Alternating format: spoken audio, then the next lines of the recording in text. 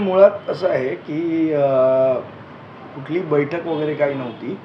आम्ही सन्माननीय नेते बाळा अंगावकर साहेब, सरदेसाई साहेब, आम्ही सन्माननीय उपमुख्यमंत्री देवेंद्र फडणवीस साहेब यांची फक्त सदिच्छा भेट घ्यायला गेलो होतो. सदिच्छा भेट घेतली आम्ही आणि परत आलो.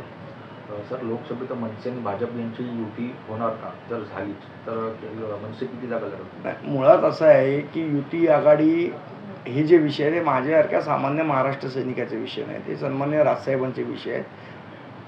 जो निर्णय होईल तो वरिष्ठ पातळीवर होईल आणि ते जर आदेश देतील त्याप्रमाणे काम करू.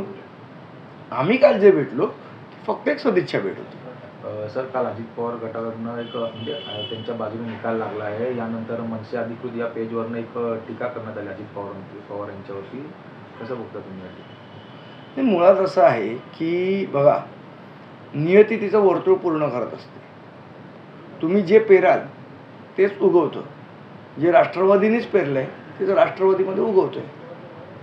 सर, शेवटचा प्रश्न करतो. रश्मी ठाकरे यांच्यानंतर आता शर्मिला ठाकरे देखील राजकारणात सक्रिय झाल्याचं पाहायला मिळत आहे. नाही, असं काही नाही.